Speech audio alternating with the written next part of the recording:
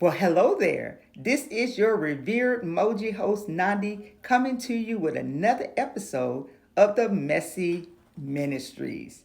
I've got a good one for you today. I've even titled it, I'm All Tied Up and My Husband Wants a Baby. Y'all know that I'm the one who come up with the titles, right? I just want y'all to know that. But let me go ahead before I start bragging on myself and launch directly into this one because it's going to be a little bit lengthier than some of my other ones, okay? She writes, this is my second marriage. I have two children with my first husband. After our second child, he said he didn't want any more children and told me to get my tubes tied.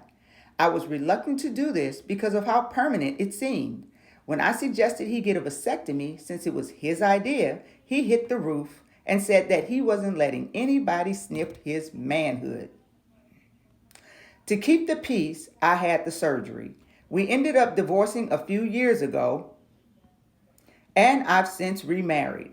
My new husband wants to have a child of his own, which I'm no longer able to bear. Please help me decide what to do. I don't want to disappoint him. And tell me, why do I feel so betrayed by my first husband? Probably, I'm going to start with that last question. You feel betrayed because he was selfish, and then y'all ended up divorcing, leaving you unable to bear children in a future marriage. Yeah, I would feel some kind of way about it. But at the same time, you went ahead with the decision. You allowed someone to force you into doing something that you weren't comfortable with and that you knew could have permanency to it. Yes, there are reversals, but there's no guarantee that even with a reversal that you'll be able to get pregnant or carry a pregnancy to term. So, yeah, you got placed between a rock and a hard place. And now you are in a new relationship where this person wants to have a baby of his own. And I'm kind of wondering, since seems like an important thing that has just started like rearing its head, did you go into the marriage with him knowing that you could not have a baby? Because I don't understand why a man would say he wants to have a child with a woman who he knows has had her tubes tied. So were you maybe holding back and you didn't really let him know this at the beginning so that if he really did want a child that carries his own DNA, he could have maybe perhaps found someone else and, committed to that person? I see people doing that all the time where they're not totally compatible, but they'll lie through omission. And that's what I call that. I'm not calling you a liar because I don't know the details. The only thing I know is what you wrote, but I'm basing it on that. And I'm also, before I get too far off track, I want to say this to all you ladies out here. Whoever it is that wants the procedure, let me put it like this. Whoever doesn't want any more children should be responsible for having the procedure done.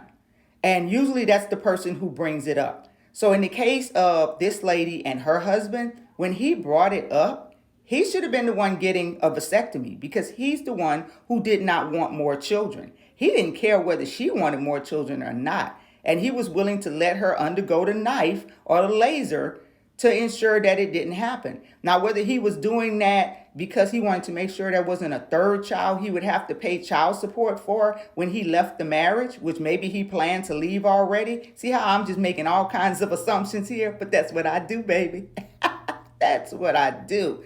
But you never know what people have in mind when they do certain things. We know that he wasn't going to get a vasectomy, which is a whole lot less intrusive, by the way, than getting your tubes tied. I mean, we're talking about cutting, burning, suturing, all clamping. I mean, and the long-term side effects that could come from having your tubes tied. A vasectomy, I don't know of a whole bunch of long-term side effects, at least none that equal to what could happen when you're getting your tubes tied. All right? I mean, because you're stopping a lot of biological processes by doing that, especially when you're young. So yeah, it was selfishness on his part or prior planning on his part. Either way, you sound like you got the short end of the stick because now you're in a marriage, which I hope is very happy. But at the same time, I still have to ask that question I asked before. Was he aware that you may not be able to have a baby? Okay? And I'm going to let that sit with you. I also want to bring up the subject of it seems like you might be a people pleaser. You did what it took to please your first husband. You're trying to do what it takes to please your second husband. Do you please yourself anywhere in this? Does pleasing them truly please you?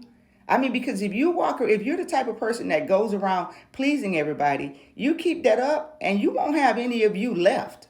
Okay? So think about that too. Consider that. And let's get back to the compatibility issue and the conversations. I've said this before and I'll say it again. When you're looking at marriage, that is a commitment. You want to go into it as open as possible. People shouldn't be finding out the most important things along the way because you intentionally hid those things. That's not the way to go into a marriage. That's not the way to commit to someone. So you got to be more open. And I think that this is something that you guys should have talked about before you got married this second time around. That way you could weigh your options. Like, does he still want to go through with it? Is he open to adoption? Is he open to surrogacy? I don't know what your financial state is, but those are two options.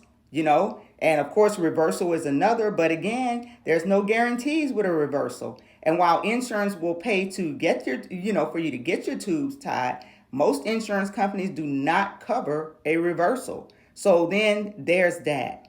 But again, look at your people pleasing tendencies. Okay, look at that. Also, look at how you went into the relationship. Okay, all of those things can save you a lot of heartache in the future. And take a cue from what has happened to this sister. Okay, y'all. If a man comes to you with that bullshit about getting your tubes tied, you tell him, snip, snip, buddy. I hope you feel it in the balls. That's all I got for y'all on this subject. I'm going to go ahead and cut it short. But I do want to say this. I need you guys to subscribe to Messy Ministries on my YouTube channel. If you're watching this on YouTube and you have a question that you'd like answered, if you'll go down into the description, you will see my email. You can send me an email with your questions. I promise to keep them anonymous. And if you need me to generalize it some, I can do that too. Just fudge it on up for you. If you're on Facebook watching this episode, you can hit me in my private messages and I will, we'll see what we can do with it. All right. We'll give it a twirl. This is your most revered Moji host, Nandi. Thank you for watching another episode of Messy Ministries.